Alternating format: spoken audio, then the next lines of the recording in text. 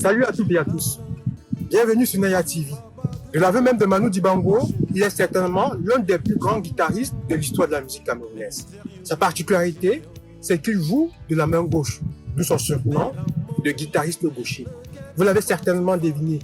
Dans cette nouvelle édition d'Icône sur Naya TV, nous recevons Jack Jahim. Jack Jahim nous revient avec un nouvel album, Come Down aussi. Jack Jahim, bonjour. Bonjour Harold et bonjour les auditeurs de la chaîne Naya TV. Jack, alors, tu es une icône de la musique camerounaise. Nous voulons savoir, pour ceux qui ne te connaissent pas encore, bien pour ceux qui voudraient en savoir plus sur toi, qui est Jack Jahim? Jack Jahim, né à Nebel, Douala Nkololoum, guitariste qui a évolué un peu à Bafoussam dans les années 78 et dans les années début 80, il a décidé d'aller au Nigeria avec un groupe nommé Safo Brothers. On était 4 et on a décidé d'aller à faire de la musique au Nigeria. Quel était le nom des autres membres de ce groupe, Safo Brothers? Les Safo Brothers, on avait à la batterie Mambo, l'ex-batteur de Black Man City.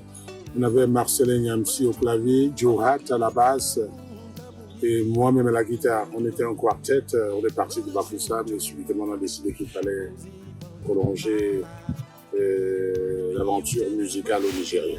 Voilà, avant même d'aborder proprement l'aventure musicale au Nigeria, est-ce que tu peux nous dire comment est-ce que tu fais tes premiers pas dans la musique?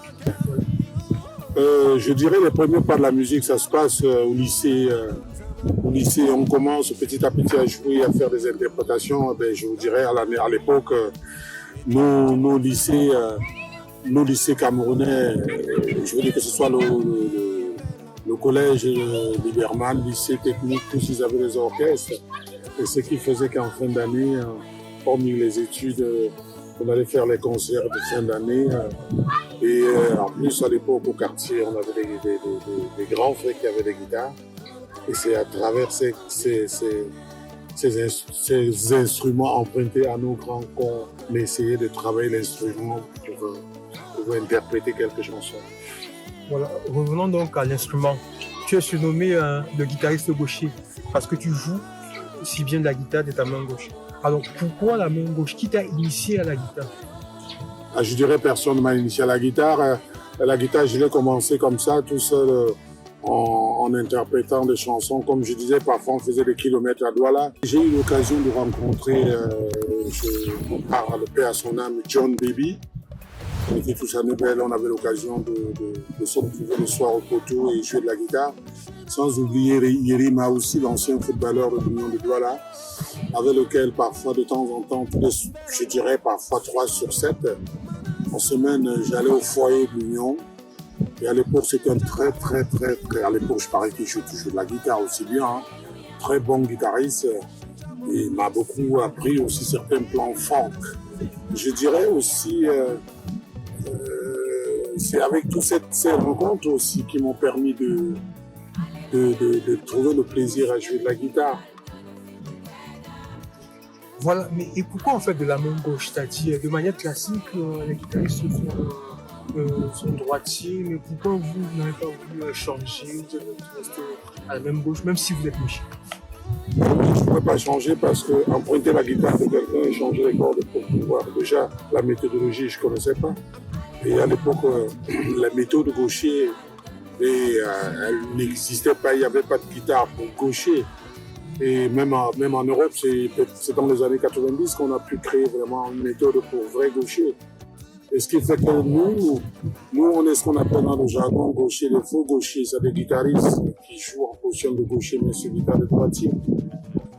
C'était pas évident qu'on puisse prendre une guitare de droitier, le mettre à l'envers, changer les cordes. Donc, ce qui faisait qu'on essayait de s'adapter avec ça. Ça allait prendre la guitare. Mais l'avantage qu'on avait aussi, c'est surtout que moi, étant petit à l'époque, le gaucher pouvait voir tout ce que faisait le droitier. C'est pourquoi la plupart des concerts à l'époque, je me souviens encore les techniques, voir l'orchestre, les Black Sound, j'étais toujours devant, je vois les guitaristes. En fait, je pouvais lire, en fait, je pouvais adapter les positions, quoi. Je pouvais voir les positions. C'était Manu Dibango, non? Oui, à l'époque, oui, les Blancs, ça ils accompagnaient Manu, mais Manu était en Europe. C'était qui le guitariste là, ce fameux Je pense que ça devait être Sama, si je me souviens bien. Il y avait Long Chris aussi, à l'époque des Black Sound. Et moi, je venais toujours, je pouvais voir les positions, je suis bon, allez, je regardais première case, deuxième case, c'est le sol, troisième case, là, je pouvais voir les plans, tu vois. C'était un peu ce qu'on faisait, on rentrait au quartier, on copiait, on essayait de... Ça a été toujours ça. Je me souviens aussi d'un grand frère, Loé, Eli Loé, je pense qu'il est toujours au Cameroun, il travaille avec une ONG. À l'époque, le mec nous ramenait les disques, puisqu'il était aux États-Unis, il avait fait ses études aux États-Unis, il est revenu au Cameroun. Après qu'il a été installé à New York comme consul, il nous ramenait les disques et on passait le temps à les interpréter, quoi, à la maison, on jouait avec. C'est vraiment, je dirais, c'est un peu cette trio-là, John Baby, Yerima, dans mon enfance, et Eli Loé. C'est un mec avec lequel j'ai pu. C'est mes professeurs de départ, si tu veux, en quelque sorte. Les gens avec qui j'ai partagé des bons moments avec l'instrument. Même si en réalité, en fait, tu étais un autodidacte à tes débuts. Oui, voilà, c'était autodidacte, puisque bon. On n'avait pas d'école, on n'avait pas de... En fait, en Afrique, on commence toujours par l'autodidacte avant de... Voilà. Hey, brother, come down and see. Oh, Lord, too much trouble. Sweetheart, shine again for me. With your fortune, we have lost our soul to share the love that we all have. I don't know who's gonna tell me. In my village, people take a risk to survive and leave their families into trouble.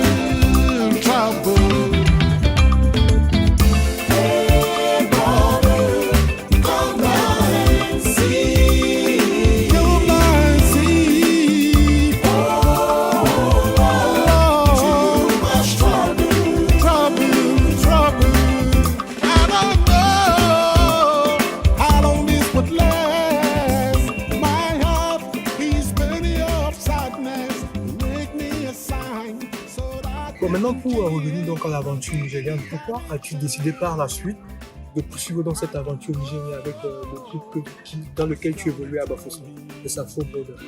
Ouais, ce qui nous a fasciné surtout, c'était le fait qui nous a motivé de partir, de décider de partir, c'est parce qu'à l'époque, je pense que c'était dans les années 80, où Prince Nico Mara était venu, d'ailleurs je pense que c'est la seule fois qu'il est venu au Cameroun, faire une tournée.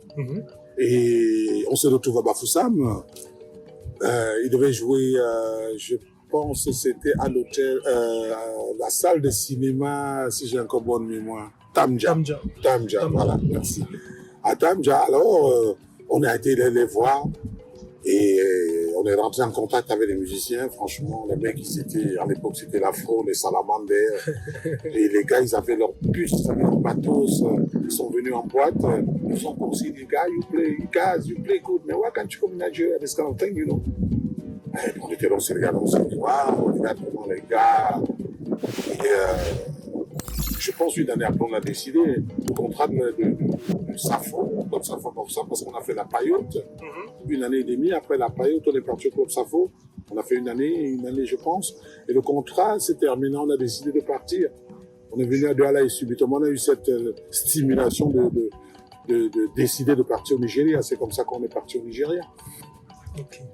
Et quels sont les musiciens, en dehors de ceux qu'on peut considérer comme tes professeurs, quels sont les musiciens en fait qui t'inspiraient dès le début? À l'époque, c'était vague. Hein. Je pense qu'on était à une époque où on écoutait beaucoup la variété américaine. Je dirais, bon, il y avait de la chanson française aussi, mais nous, on était plus influencés par les musiques anglo-saxons. Je dirais à l'époque, on avait On avait quoi? On avait les groupes comme Fat Bad Bang, Commodores, Barclay Harvest James. Évidemment, il y avait des chanteurs aussi comme Johnny qu'on connaissait aussi En fait, tout ce qui venait de l'Occident, mais c'était plus anglo-saxon, qu'on était plus influencé par la musique anglo-saxonne.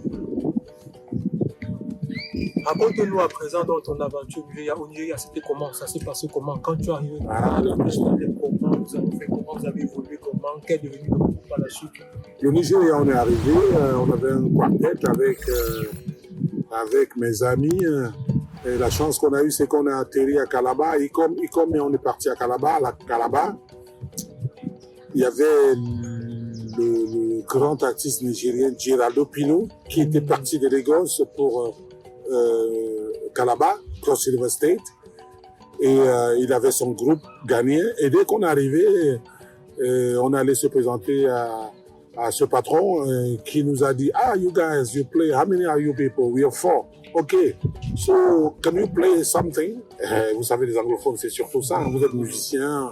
Ok, on n'a pas te demandé, can you play something? Et comme on avait un bassiste Chouhad, Mambo à la batterie, Marcelin au clavier, moi à la guitare. On avait déjà presque un orchestre complet. On s'est mis à jouer nos standards camerounais, les makossa, banana et tout ça, tout ce qui était populaire, quoi. Et le mec a dit, but it's great, man. So you already have something that you can share with us. So I will take you as a second band. Voilà comment on nous a pris comme deuxième groupe. Ce qui faisait qu'on jouait, on commençait à 21h, à 23h, le groupe ghanéen prenait pour clôturer à 2h, 2h30 du matin. Donc on est resté dans ce club pendant presque 4 années. À jouer tous les soirs, à faire des tournées dans tout le pays, parce que ce mec, c'était vraiment une bête de scène, Gerald Pinopé à son âme, qui a même bousculé les frontières de la musique nigérienne à l'époque avec tous ces instruments comme fait là et ainsi de suite. Et lui, c'était quoi son registre? Son registre, il faisait de la funk. C'était un Nigérien, mais qui avait des origines sierra-léonaises. Tu vois, le mec, il a vécu aux États-Unis, en Angleterre.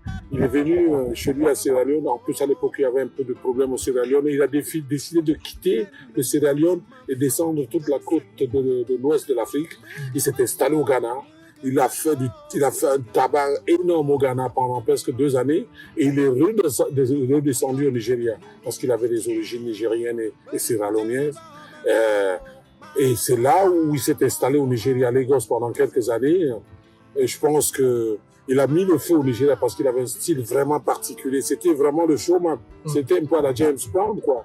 Le mec qui montait sur scène pouvait te faire une chanson pendant 15 minutes avec le groove, avec les breaks, avec les bons mecs élégants.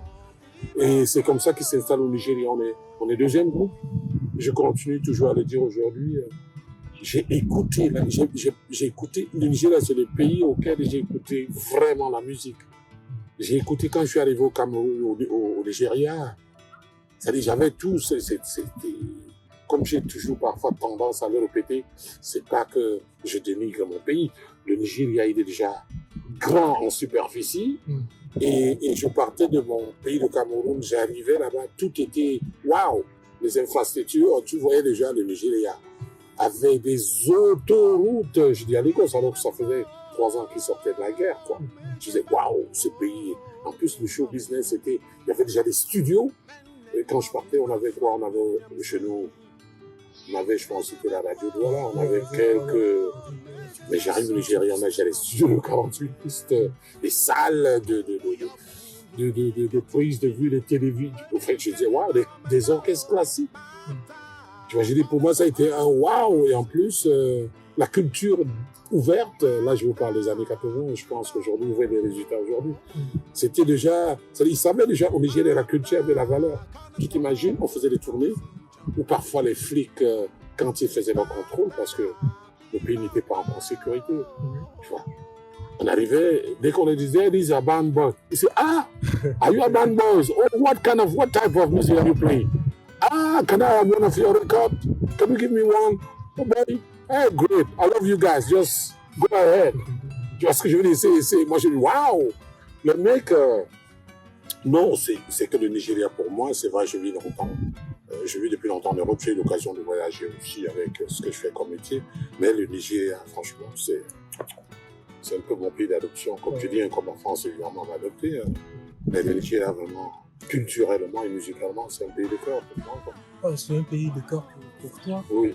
Mais tu te sentais bien au Nigeria. Mais qu'est-ce qui te pousse donc en fait de quitter le Nigeria en 1984 pour tenter l'aventure européenne? Qu'est-ce qui s'est passé puisque tu semblais être bien là-bas? Oui, c'est l'envie de continuer.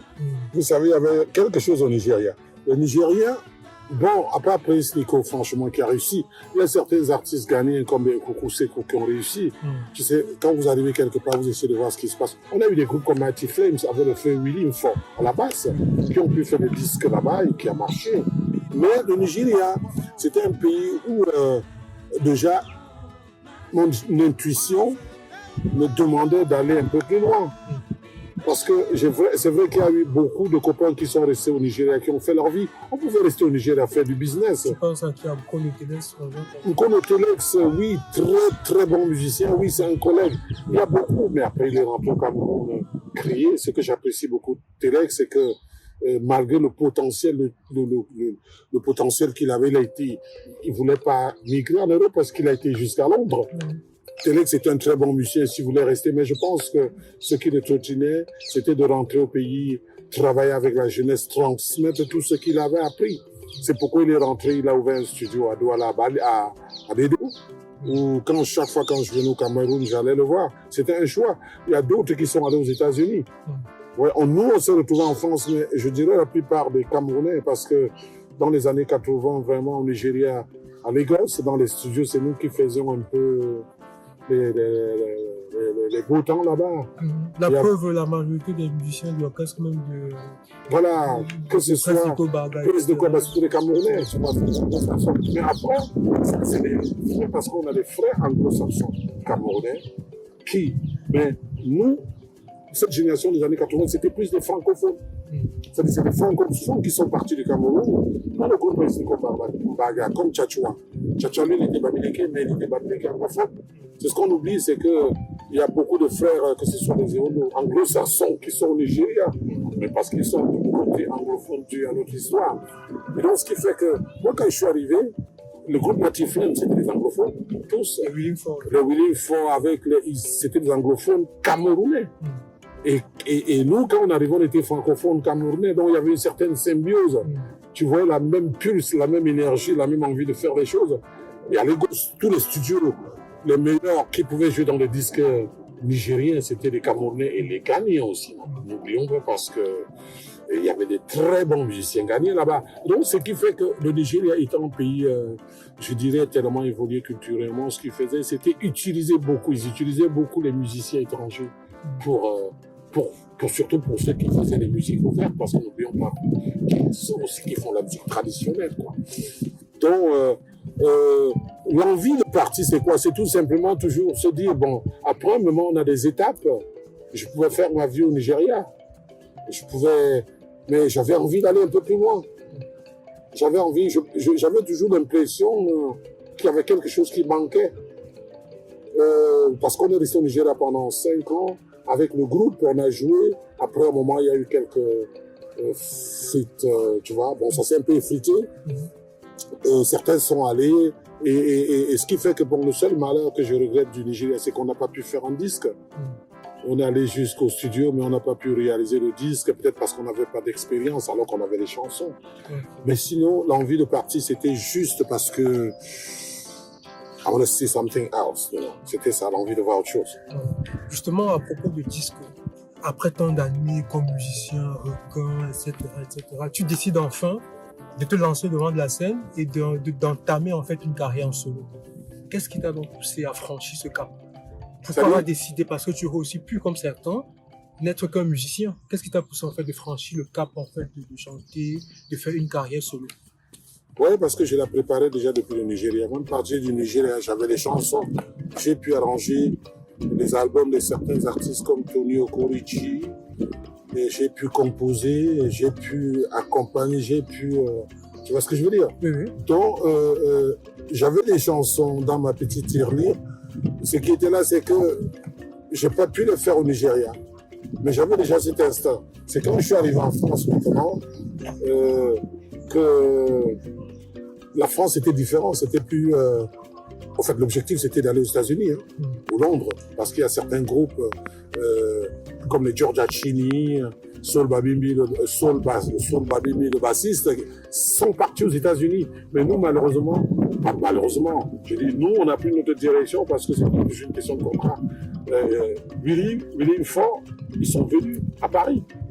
Et moi, je suis parti du Nigeria pour l'Espagne parce que j'avais eu un contrat avec le frère qui est toujours en Espagne, Tchatchoua justement, Bamileke, mais anglophone, qui vivait, qui à l'époque était au Nigeria, et qui avait un contrat en Espagne, à Madrid.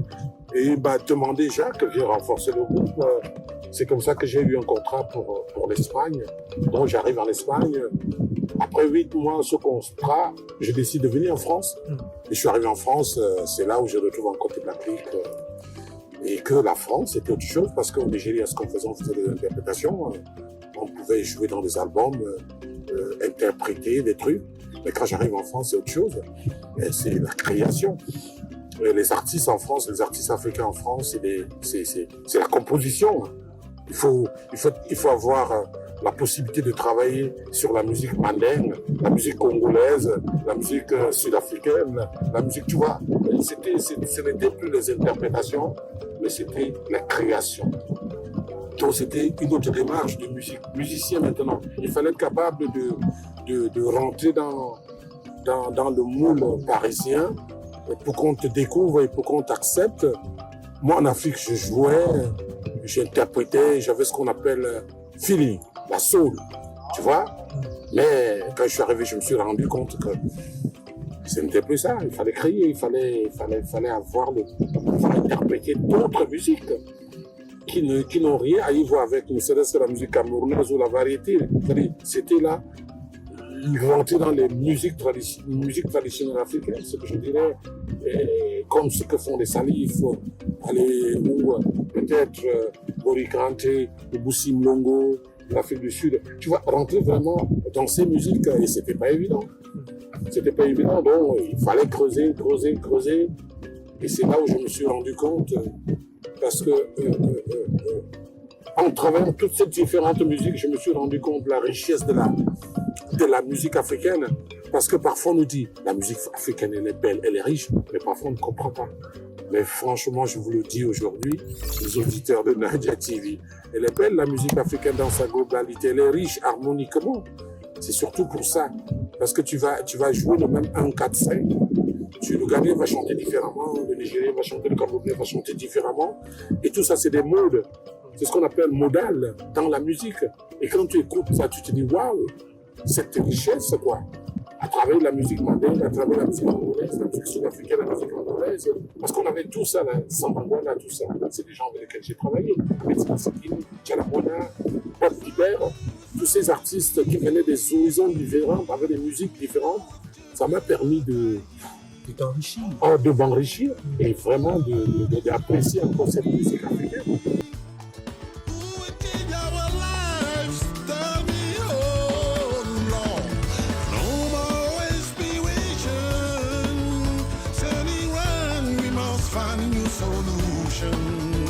We must come together before it's too late.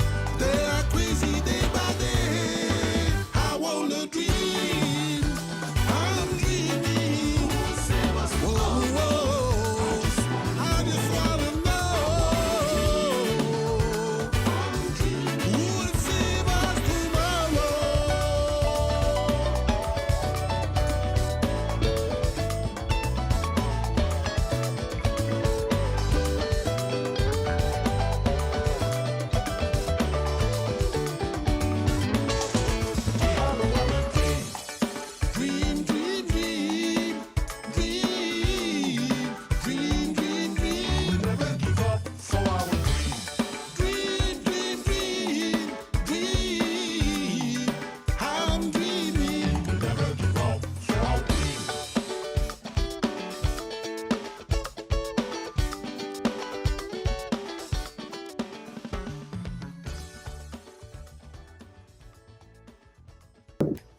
Dans l'optique en fait de la création, en 1986, paraît Danser, danser, avec des titres phares comme Danser, danser, Marabout, Get It Out, Maman je t'aime, Go Barker. C'est un album en fait très riche en fait, d'une part en fait de par la qualité, mais surtout en fait de par ta manière de procéder, c'est-à-dire qu'on retrouve des chansons à la fois en français, en anglais et en Medjumba. Quelle est donc la philosophie en fait que tu avais dans ce premier album-là? Ouais, je dirais c'est aussi dû à ma culture musicale, c'est aussi dû à mon parcours. Le premier album c'était Chéri Coco. Chéri Coco.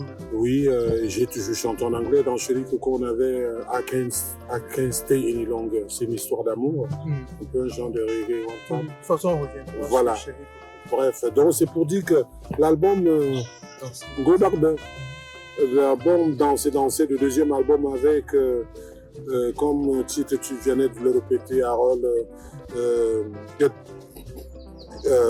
It On, People of the World, voilà, Danser, danser. C'était le deuxième album. Au fait, ces chansons, la plupart de ces chansons, c'est des chansons que j'avais composées au Nigeria. Tu vois, c'est des chansons, elles étaient dans ma tirelire, comme je disais tout à l'heure. Je les avais composées, donc quand je suis arrivé, et j'ai eu cette opportunité de sortir ce deuxième album avec lequel, qui a été réalisé par M. Pesin. Ça m'a permis de un peu vider ma tirelire, quoi, de tout ce que j'avais ramené de l'Afrique. Parce que toutes ces chansons que vous écoutez en anglais, je les ai composées là-bas. Et quelques chansons en patois. Chunam, par exemple, je l'ai composé ici en France. Ngo Barde, je l'ai composé en France. Parce que je rentrais un peu dans le trip de faire des chansons en patois et en anglais. Peux-tu nous jouer un bout de cet album-là? C'est un titre de ton choix. People of the world, screaming now, no matter your color, no matter who you are.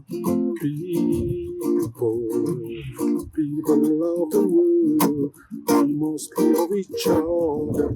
There's no one that giants of only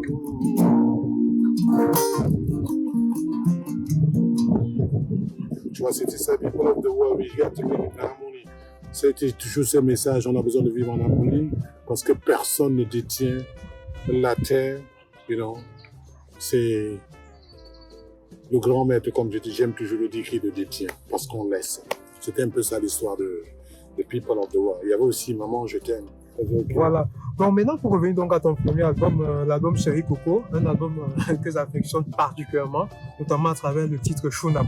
Donc c'est aussi un album très riche, hein, avec des titres comme Chéri Coco, Bamleke, Mangambe, Nuchiam, etc., etc. Donc à travers cet album, même si du moins c'est ton premier album, mais on observe déjà le retour aux sources que tu évoquais là. C'est-à-dire qu'on sent en fait un retour aux sources. Et le titre Shunam, qu'on affectionne particulièrement, retient encore l'attention générale, c'est-à-dire des années plus tard. Ça fait plus de 30 ans.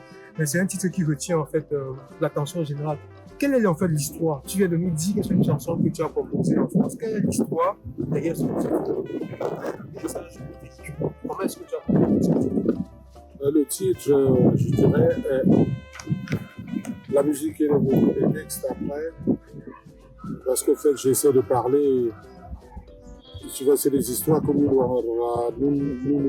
entre copains à l'époque, nos 18-15 ans, on avait tendance à demander dans le podcast, qu'est-ce que tu rêves de faire, quoi, vraiment, quel est ton job? Il y avait certains amis qui glandaient, pendant que certains allaient à l'école, certains tournaient dans le quartier. Tu vois, c'est une histoire, en fait, c'est un genre de conseil, c'est comme si je parlais à mes amis. Et quel est le conseil que tu donnes à ses amis dans cette chanson? Oui, c'est une façon de leur dire, n'attendez pas, si tu ne vas pas vers l'objectif ne viendra jamais vers toi. C'est bouger. Tu vois. You trouve un barbedi au chenamo.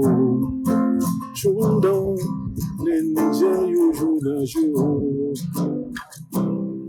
De l'amour, le cadre tu fagui. Johnny fa, tout ça d'attendre. Yahweh, see that it's on the moon, get a moon. What a journey, no teachings and a long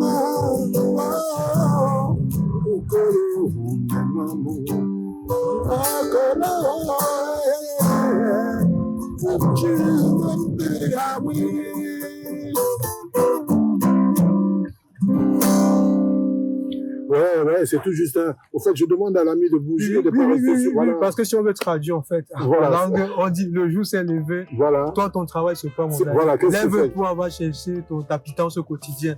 Après, tu lui dis que le fait de glander, de flâner, ce n'est pas un travail. Tu l'as tout dit. Voilà, tu l'as tout dit. Merci. C'est une excellente chanson.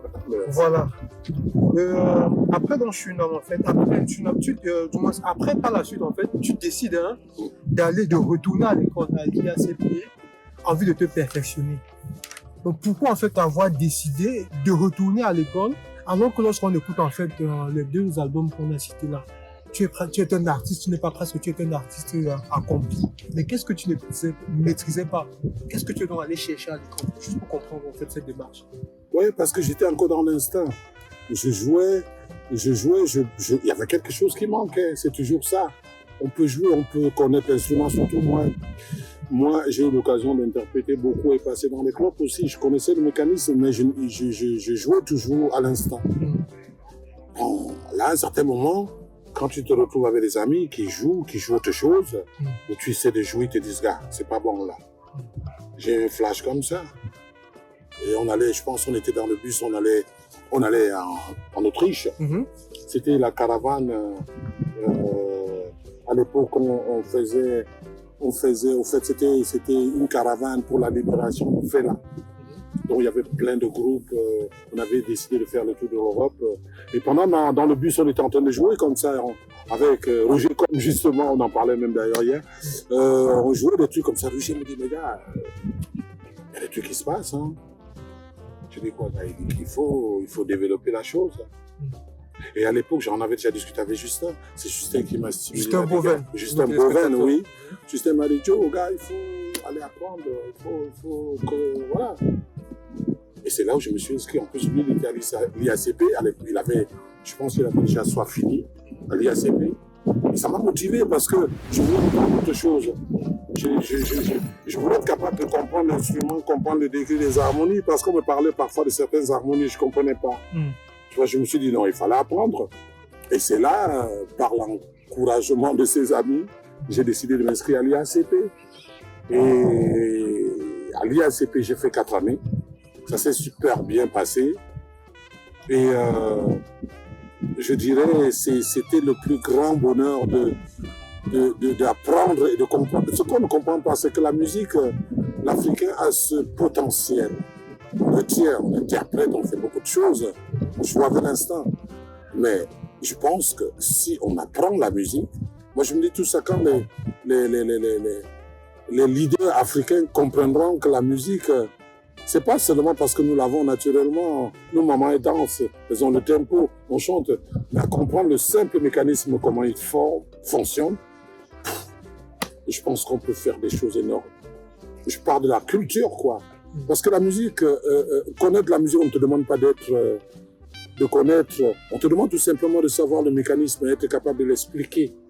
Et savoir que dans la musique, on peut prendre 3 notes et faire 20 choses. C'est-à-dire savoir comment les utiliser. Et tu vois, c'est ce que j'ai appris parce que quand j'étais à l'école, on a commencé par 2-3 notes. Te faire comprendre avec 4 notes, tu peux composer une mélodie. Tu peux composer 4 mélodies différentes avec 4 notes. Il suffit seulement de savoir les juxtaposer, de savoir où prendre peut-être le do pour commencer l'harmonie ou prendre le ré qui est le deuxième. En fait, ce que la musique m'a apporté, c'est tout ce mécanisme-là. Harmonique, modal, accord, degré. C'est tout ce que je connaissais pas avant. Et même certaines choses, je pouvais maintenant mieux les apercevoir que quand je les jouais avant. Tu vois, je pouvais comprendre le fonctionnement du mécanisme. Donc, c'est vraiment en allant à l'école que j'ai pu, et déjà quand vous allez voir le changement à partir de mon 3e album, Quand je suis rentré de l'école, c'était autre chose parce que ce que je jouais dans les deux précédents albums, ce n'était pas ça.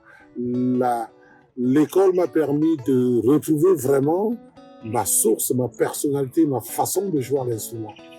Et c'est là où je viens avec le troisième album. Le message aussi qu'il faut passer aux jeunes producteurs, c'est la nécessité de se former de manière continue. C'est-à-dire qu'on n'est jamais un artiste abouti. On est tout le temps en train d'apprendre. C'est-à-dire qu'on est tout le temps on apprend. J'imagine que même jusqu'à présent, tu continues d'apprendre. Manu, j'aime toujours parler de cette école parce que c'est mon modèle. Manu Dibango, Manu Dibango, c'est mon modèle dans l'exécution, dans ce que c'est qu'un musicien. Le musicien.